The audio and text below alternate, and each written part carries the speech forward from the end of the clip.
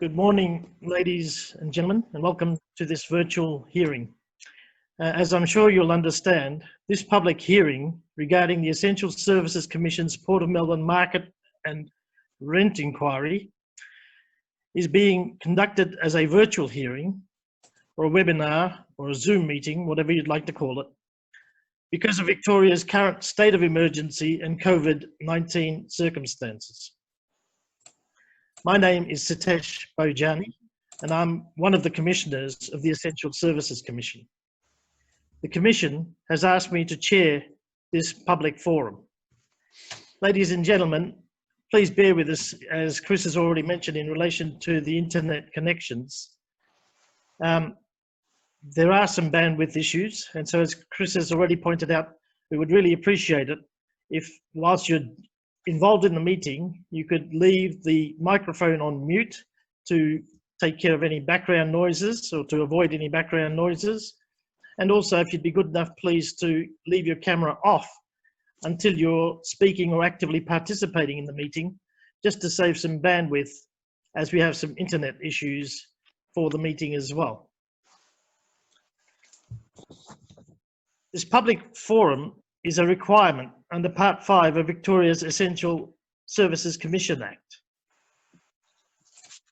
It provides another opportunity for us to engage with stakeholders.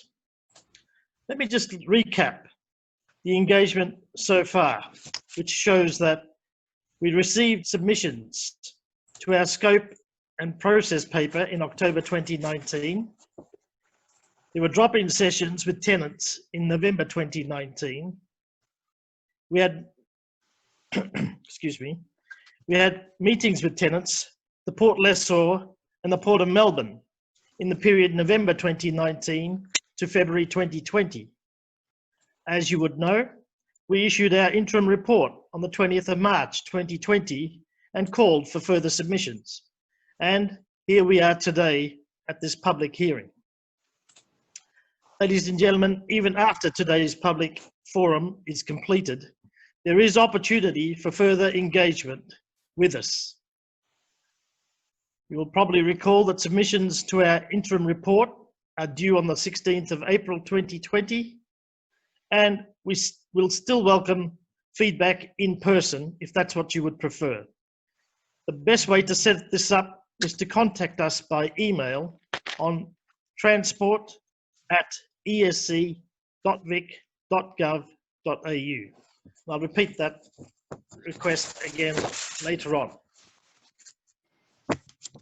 Ladies and gentlemen, as I indicated at the beginning, this is a public forum.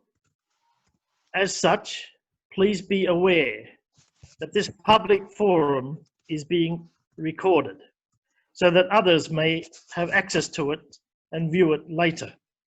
This means the recording may be placed on the Commission's website in the future. Now, just for the benefit again, please forgive me for those that have just heard this spiel regarding the logistics, but for the benefit of those that may have joined since I started, welcome. But can I ask you, in terms of two logistical issues, to cut down on the background noise and save the bandwidth of the internet stream, I ask that you please put your microphone on mute and turn off the camera function unless you're actively participating in the meeting. You can then unmute the microphone and turn on your camera when you're invited to speak or ask a question. Most of you will know that the mute function and camera should be in the menu at the bottom of your screen.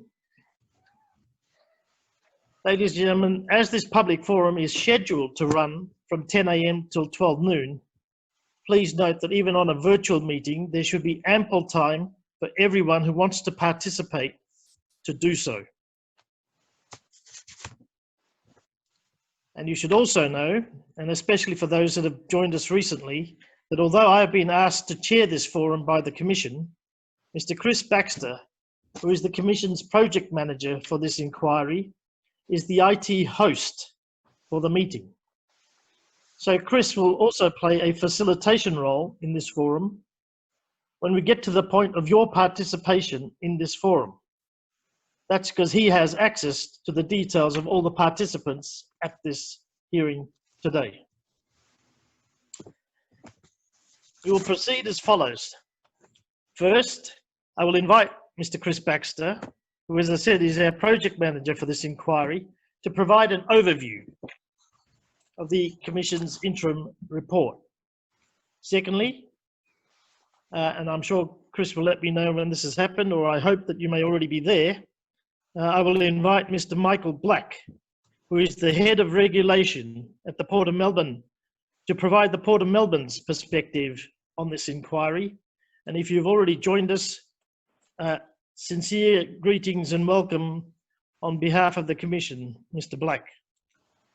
Then thirdly, we get to everyone else's participation in the hearing and forum today. That will be done in two parts, and both of them will be facilitated by Chris. The first part is to provide the opportunity to anyone who wants to provide feedback by way of making an oral statement or comment. The second part, also facilitated by Chris Baxter, is to provide an opportunity for anyone who wants to ask questions to enable them to do so. Chris will repeat all of that when we get to the relevant time. Now, can I just emphasize this? For the first part, if you're wanting to make a statement or a comment, can you please let Chris know by activating the raise your hand function in the participant section of the meeting. As the host of this meeting, Chris will then work through all the people that have put their hands up and invite them to unmute their microphone in an orderly fashion and to turn on their cameras and to make their statement or comment. For the second part, if you want to participate today by asking a question, then you have two options. Either you can use the raise your hand function, and Chris will work through in an orderly way all those who have raised their hands to ask a question and invite them to unmute their microphone, turn on the camera, and to ask their question. Alternatively, if you want your question and identity to be anonymous, people can ask questions using the chat function on Zoom. Then only Chris Baxter, as the host, will be able to see your identity, and he will read out the question from the chat function for the benefit of the forum and direct it to the right person. Now, I'll pause for a minute or so, a little while, just to enable anyone that isn't clear on what's about to happen, or if anyone has any other questions that are relevant to the hearing before it commences, to please unmute and ask those questions. Chris, if you could facilitate if there's more than one question, what order that happens in, that would be great. Okay.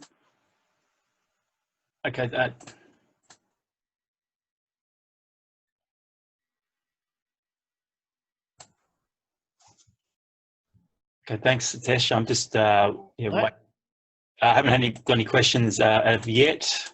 So it looks like I'll give it a minute and then we can go from there. Looks like everyone's happy at this stage. Of course, they're free to ask questions and make statements when we get to that section as well. Of course. Okay. All right. I can say there's no questions here at this stage, Satish. Thank you, Chris. Thank you. All right. Ladies and gentlemen, in that case, we will begin, and I would like to invite Chris Baxter, who, as I said, is the project manager for this inquiry, to provide an overview of the interim report issued by the Commission on the 20th of March 2020. Over to you, Chris. Okay, thank you, Satish. Just get these things sorted out here first. Let's fiddle these things. And I'll get on with it. All right, thank you, Satish. So, hello. Today I'm going to cover three things. Firstly, I'll outline the consultation that we've conducted with stakeholders during our inquiry so far. Then I'll explain the importance of the confidential information which we've obtained and how this has shaped timing and delivery of our interim report. And then I'll run through the key points of the interim report itself. So if we go to consultation, back in October 2009, we released our scope and process paper, and we received 12 submissions. Most of those were from port tenants. We received a couple of public submissions from peak bodies or industry groups, and we also received a public submission from the Port of Melbourne itself. But most of the submissions that we received were commercially sensitive and confidential, and the ones that were public are on the Commission's website. We've also held some drop-in sessions with tenants in November and December 2019, and we also have met with several times with the Port Lessor and the Port of Melbourne. We've done that since back November 2019 to February of this year. So we've collected quite a wide range of views, and the interim report, I guess, provides a snapshot of the views that we've heard in our consultation so far. One of the main questions, so that's the confidential information we've got. So that's the consultation that we've conducted so far. So we move on to now the second part, which is the confidential information. One of the main questions we have to answer in our inquiry is whether the Port of Melbourne has the power to set and review land rents. We also have to consider processes.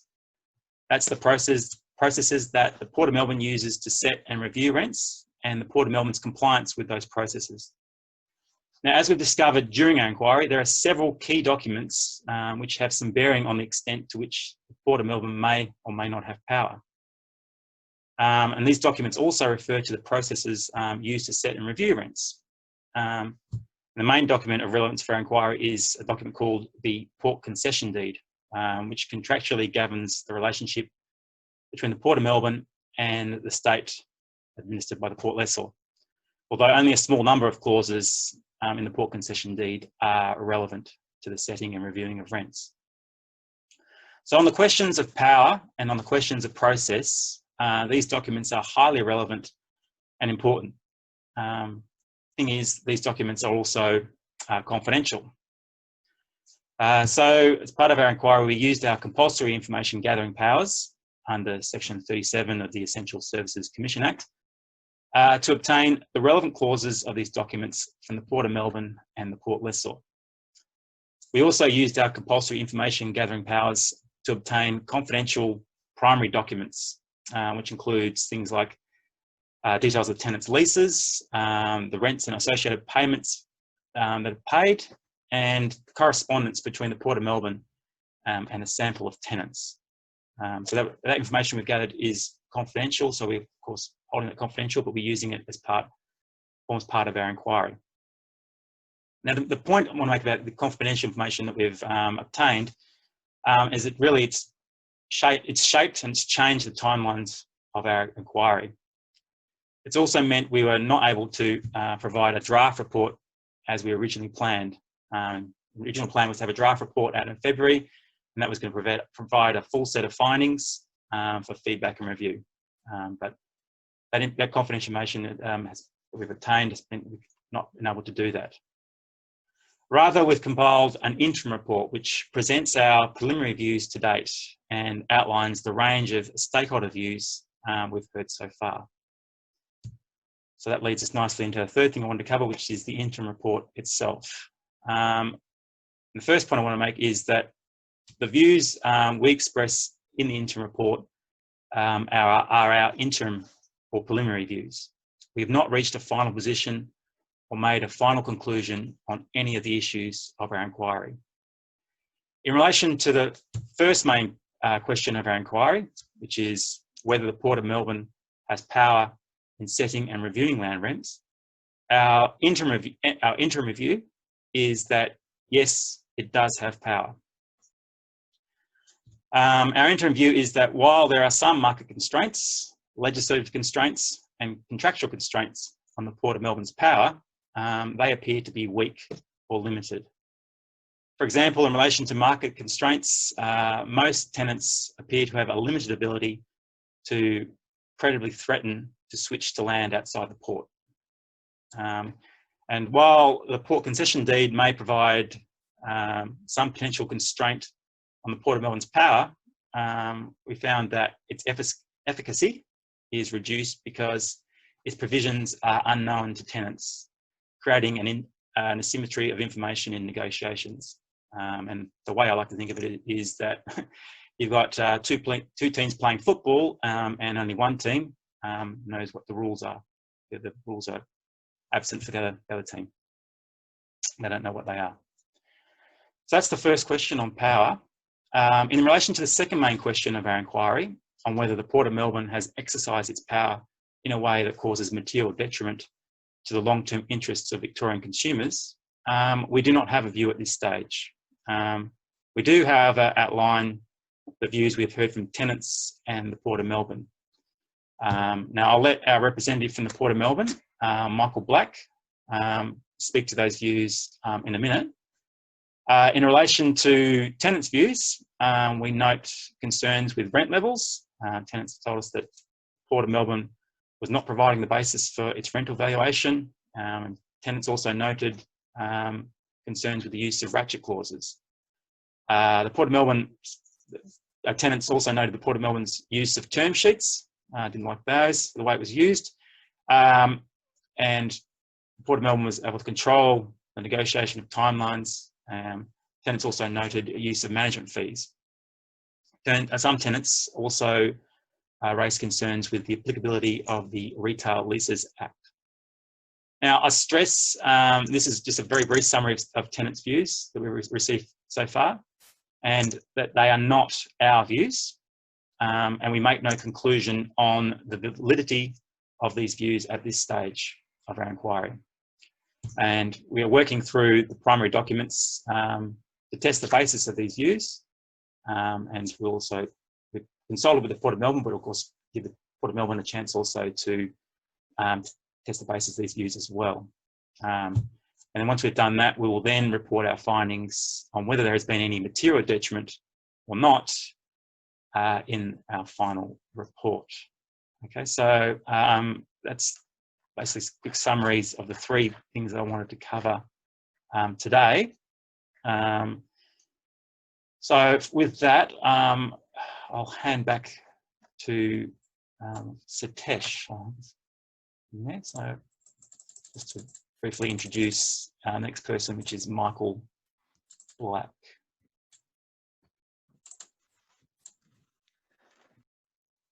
So you got me muted, sorry.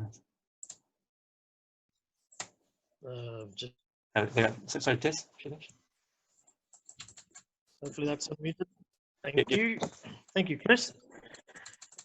Ladies and gentlemen, we are indeed pleased and delighted at the Commission level to have Mr. Michael Black, who is the Head of Regulation at the Port of Melbourne, to join us and participate in this meeting. Michael has two possible roles. The first is to provide the Port of Melbourne's perspective on the inquiry, which he's about to do, and Chris will invite him to do that in a moment. But I should also mention that there is a possibility that Michael has indicated, that he may be able to answer some questions that people may have. Now that's really a bonus, and I emphasize that, because the Port of Melbourne and its representative, Mr. Michael Black, is under absolutely no obligation or constraint in terms of answering any questions put to him at this public hearing. If he chooses to do so, and he's indicated that he may be able to do so, we certainly welcome that.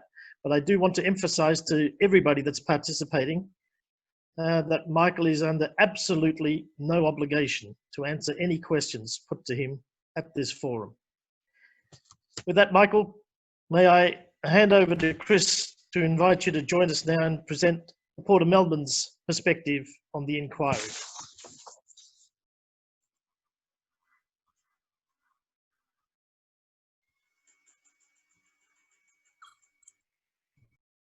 Thank you, Commissioner.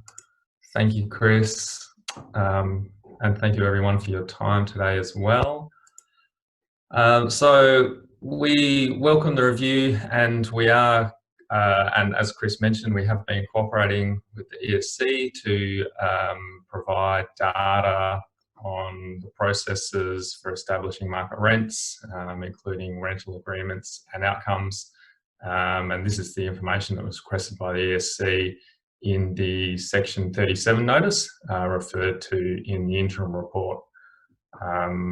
We note the findings of the interim report, and that those interim findings include that the Port of Melbourne has power in the market setting and reviewing rents, and that the ESC is still investigating to what extent, if any, the Port of Melbourne's market power has caused detriment to Victorian consumers. We note that these are interim reviews, although we do have some concerns that some of the findings or the report seems to indicate that findings on the effectiveness of the constraints to market power, which is sort of described as weak or minimal, that these interim findings have been made before having fully assessed them. But as Chris mentioned, the ESC hasn't formed any views on these, and will continue to review the primary documents that we've provided, mentioned previously. One area where we noted that the interim report didn't consider certain aspects of the regulatory framework is really around that there is an existing regulatory framework in place, and access to determination of rents by an independent valuer. So those we feel are important aspects of the existing regulatory framework, which potentially act as constraints. So in particular, the existing regulatory framework includes the credible threat of regulatory intervention under the Port Management Act, which is the process that we're going through now. This is a process for the ESC to review the market outcomes and to make determinations, and so that process under the Port Management Act, our initial view is that we would argue that provides a significant constraint. So as the ESC notes, the interim report provides a further opportunity to engage with stakeholders and receive feedback, and we look forward to participating in that consultation process. As Chris noted, there have been some changes to the timeframes of the review. I think the scope and process paper indicated that there would be a draft report in January, and obviously that's extended a bit since the amount of information coming through, I understand, has been a lot of information there that ESC is still working through. So given that we have now just a few weeks for submissions on the interim report, they're due on the 16th of April, followed by a final report to the Minister on the 30th of April. We've got some concern about the amount of time there for the ESC to fully consider the information provided, submissions to the interim report, and to make the findings. We also note that the Port Management Act is silent on what processes might occur after the final report to the Minister on the 30th of April. So it's not clear whether there's any scope for stakeholders to comment on any findings that the ESC might make regarding the effectiveness of constraints, or whether any material detriment has occurred. So the Port of Melbourne would prefer that the process for the inquiry be robust and transparent, and that should take precedence over the reporting timeframes. So if the ESC does have any views or comments on whether there's flexibility in those timeframes, that's something we'd appreciate. Thank you, Chris. That's all from me today.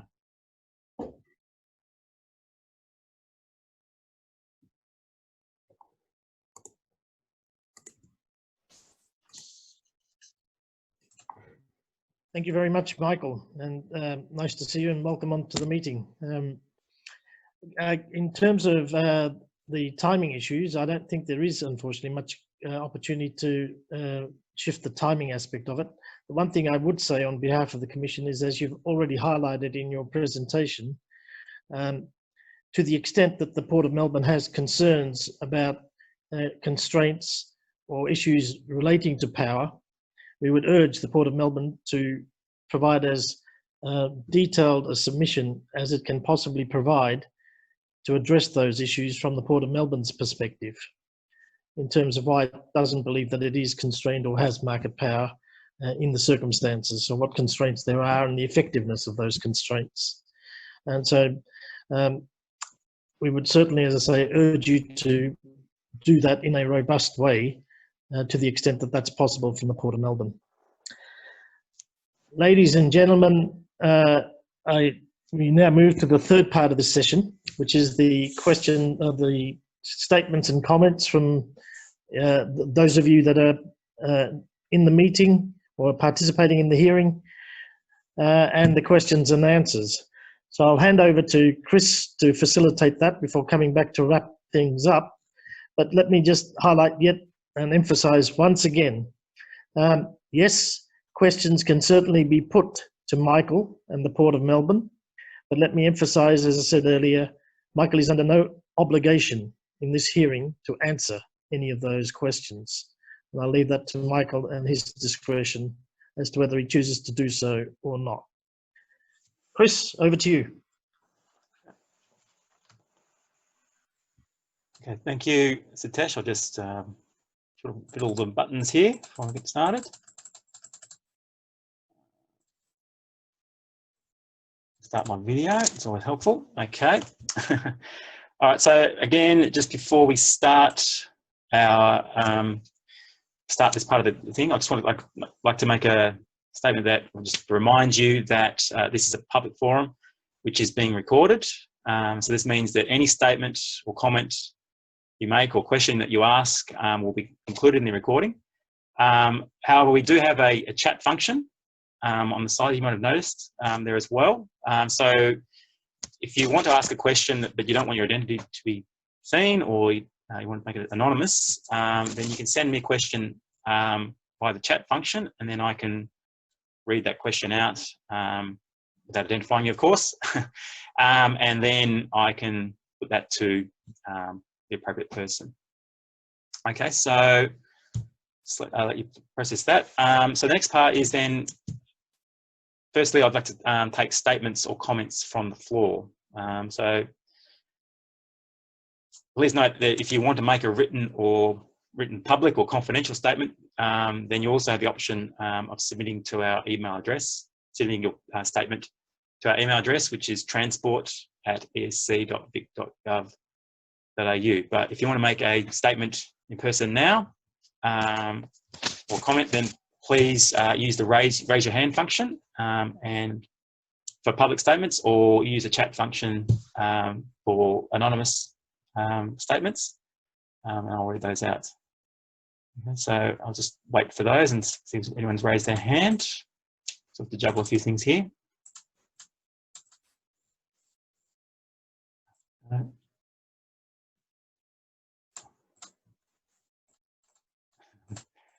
Exciting visuals here, but I haven't seen any raised hands so far.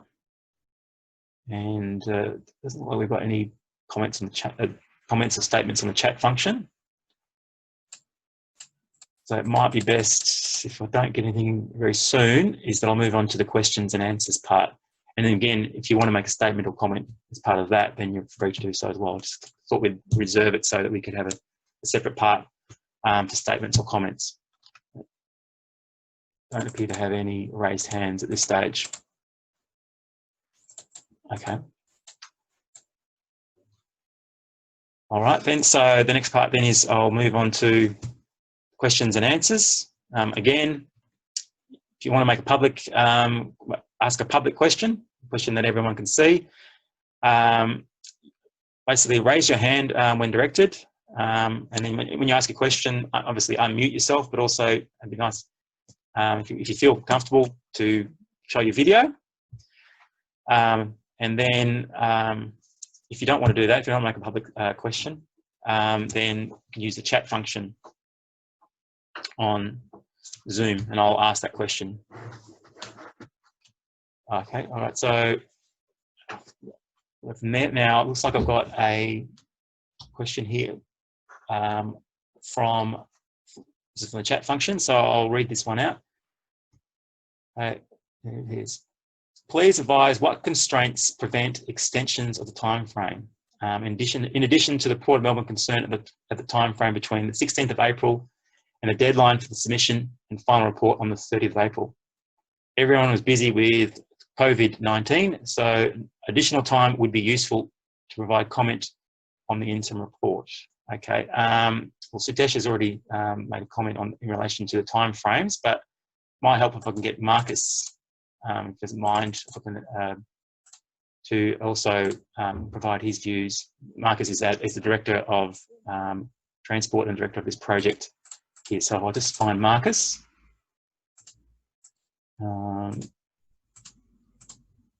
Marcus Cradden, if I can find him. Hi, Marcus. Hi, Marcus. Hey, Chris, I think it's, yeah, can you hear me? Yes. Yep. I think, Chris, the constraints are there are legislation that sort of says the review done within 6 months. We will explore the extent and perhaps indicate the Minister it might be slightly late, but I guess there are time frames set out. We're clearly dealing with some exceptional and unforeseen circumstances here. There have also, I guess, been some delays with the amount of information that has come through in either confidential submissions or in that material obtained through the Section 37 notices. I think we should say that we have actually reviewed a lot of that material, so that work is progressing on. If people wish for extensions on the written submission deadline, I think they should contact us directly to indicate that they want that, but we are also doing work in parallel with this process to try and keep things moving along. I think Michael also raised the question, there's nothing specified what government will do after receiving a final report. So again, there may be opportunities during that process for people to make submissions direct to government about what intent they would do on any final findings of ours. Thanks, Marcus. Okay. Does anyone have any other questions they'd like to ask, either publicly or anonymously using the chat function? I'll just wait for a minute or two. Just there's some people usually furiously typing away at their keyboards, or haven't seen any raised hands. Which is fine. That's good as well. So I'll just give it another minute, and then I'll hand over again to Sutesh. I think it's this is the difference between a virtual and when you're in person. In person, people sort of feel obligated. Oh, I better say something. People can see me, but at the moment, all you can see is my son's bedroom here. Okay, maybe we haven't got any other questions or statements, so maybe I'll then hand over back to... Very unusual circumstances, Chris. So... Okay, all right, I'll hand back to Sutesh. I was just going to say, very unusual circumstances. I'm sure everybody will understand the circumstances in which this meeting's held, and pleased to be able to see your son's bedroom. Okay. Well, if there are no further questions, ladies and gentlemen, on behalf of the Commission, I would like to thank everyone for joining and participating in this public forum. Let me end by reminding you of the next steps. Submissions to our interim report are due by the 16th of April 2020. As Marcus has indicated, if you'd like an extension to that, please contact us directly, or if you want to provide feedback in person, again, please contact us directly by email in the first instance, at transport@esc.vic.gov.au.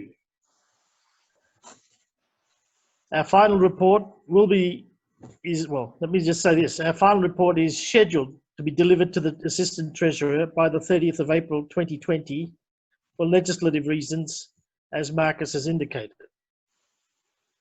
We will certainly, in light, as Marcus has also indicated, see what requests are coming through for an extension of time and the reasoning behind that, and see what can be done.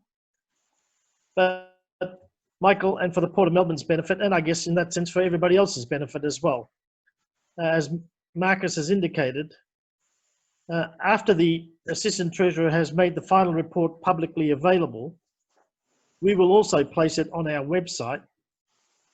And as Marcus said, people will, of course, have the opportunity to read all of that final report once it's made public and make submissions directly to government in terms of the findings we've made and or any recommendations that we've made to conclude that report.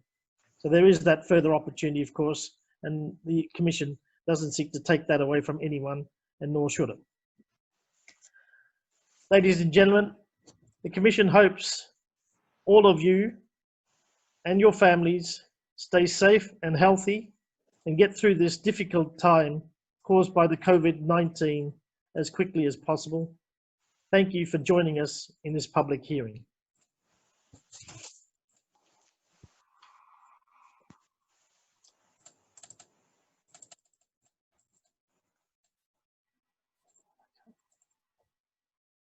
Thank you, Satish. We did have one other question, or someone raised their hand. Can't see who it was, but did you want to take that now? Or is it, okay. yeah. Yeah, if it's there, if for those that are still there and the question's still there, by all means, especially if the questioner is still there. Yeah, okay, I'll just try this now. Sorry, it's John. I was just checking to see whether or not you were actually seeing raised hands, and you are, so it's good. I was just wondering, Chris, whether it would be useful for the team to explain what kind of information would be helpful for the team in terms of the next stage of the process and when you're looking for further information. Okay.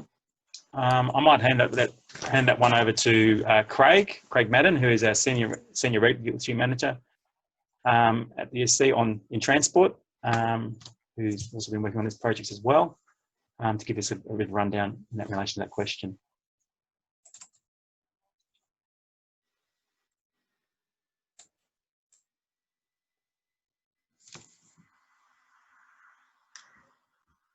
Just whilst you're finding Chris, can I just make a preliminary comment on that question as well? That from the Commission's perspective, it would be very, very helpful, as I indicated to Michael on behalf of the Port of Melbourne, for us to receive the most robust submissions that we can possibly get from the Port of Melbourne regarding the constraints on the Port of Melbourne and the effectiveness of those constraints from the Port of Melbourne in terms of its market power and the use of any power that it may have. On the flip side, from the Commission's perspective, I can say it would be very, very helpful for us to be able to get as detailed a set of submissions from the tenant side of the equation in terms of those same issues about perceptions of market power or use of market power or the effectiveness of their constraints and the processes that they've engaged in terms of the rent setting processes. So you may already have done that.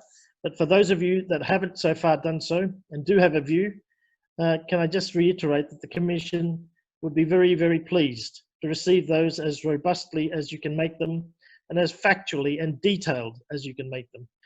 There may be some emotion involved and we don't seem to try and take away from that. However, as factual and as objective a set of submissions that you may be able to make would be sincerely and greatly appreciated. Maybe you found Craig now.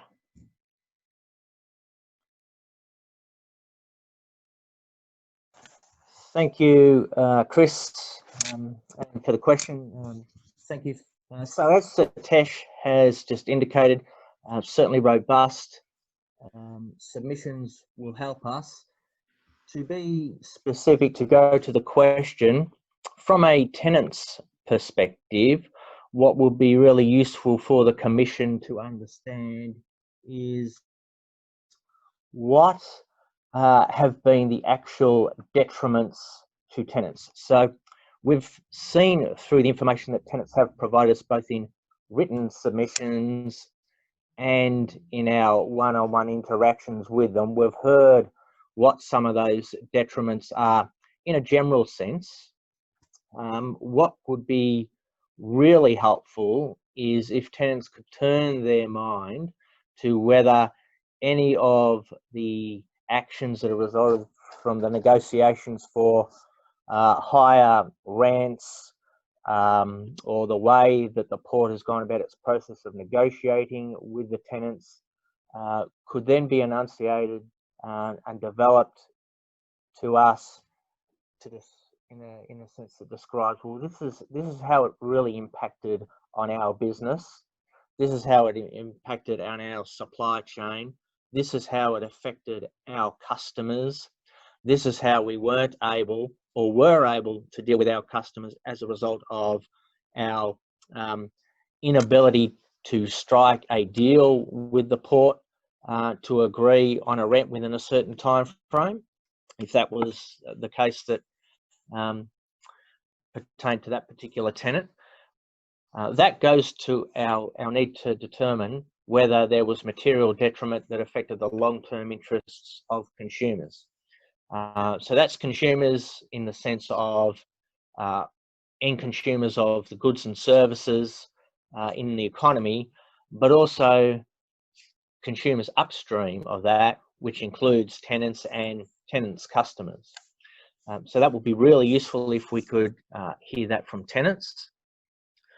From the Port of Melbourne side, it would be really useful if the port could look at the contentions that tenants have made and some of the initial views that the ESC has made and comment upon those, in particular providing us with evidence, facts, data, whatever it may be, that either corroborates certain points of view or dispels what the port might consider are myths in the information that's already been provided, or to clear up any misunderstandings. We do know from the primary documents that we have got from the Port of Melbourne and from tenants that there has been some miscommunication between both sides. We understand that that's a normal course of business. If we, that is the Commission, in writing its interim report, has only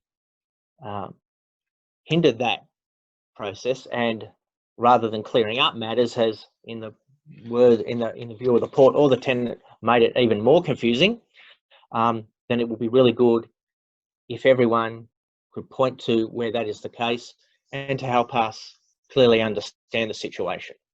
So please take that in mind.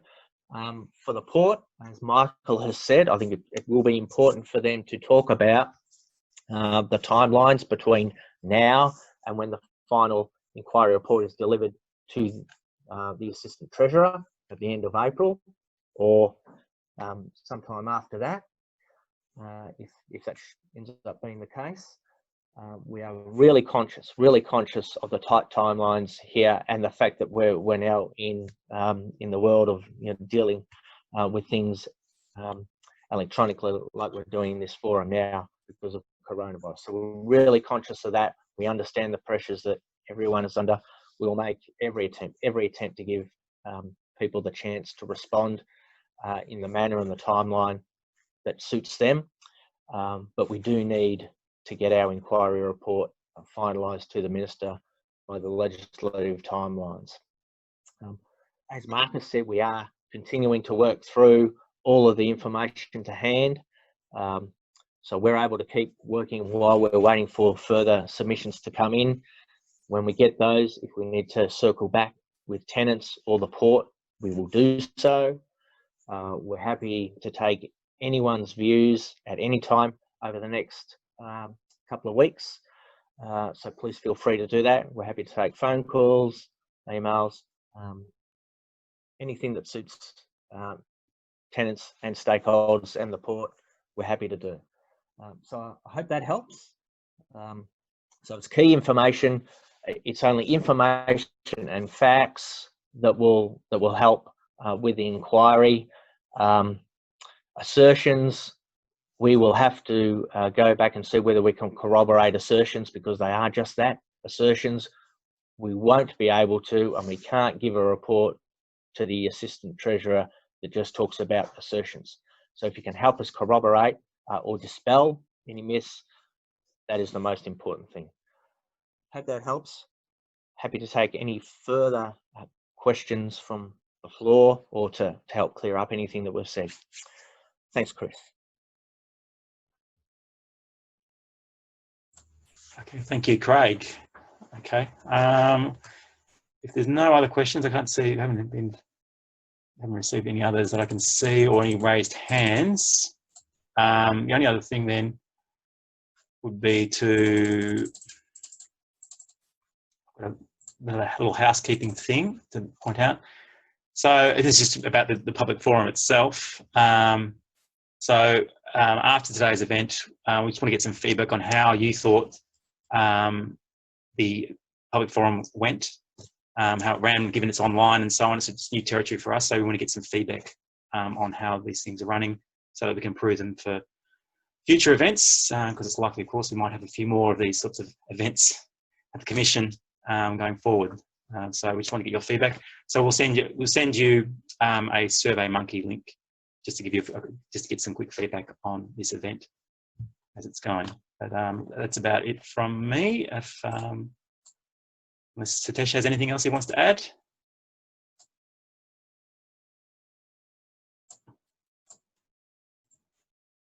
Satish, no? Okay, well, in that case, it's like also reiterate what Satish has said in terms of thanking you for coming and thanking you for attending and joining us. And again, if you want to make a submission to our interim report, or you want to make a statement or anything you want to add, then please contact us. And the best way of doing that is by email at transport@esc.vic.gov.au. Satish, sorry. Yeah. Satish? Sorry about that. Yeah, pressed the wrong button. But yeah, no, thank you again. It was just trying to work out, given that we had sort of terminated a little bit early before John came on with that very helpful suggestion about giving a bit more advice. Let me just say to people that we'll try and put this on, especially the end bit in terms of the advice about what else you could provide us, onto the website, so that for the benefit of those that may have disconnected earlier, they will be able to get that advice as well. Chris, do you know how many are still with us by any chance on the link? Understandably, many would have left by now anyway. Well, it's people glued to their screens, Satish. We've still got 31 participants online. I think we got to about 40 participants. So a few people have dropped out, but most are still there. So I hope that message gets through. Oh, well, that's heartening to hear. Okay. Thank you again for everyone for participating in that sense. And as I'm sure the Commission will have something appropriate put onto the website to assist everybody again in that context as well. Okay. All right. Thank you. Thank you.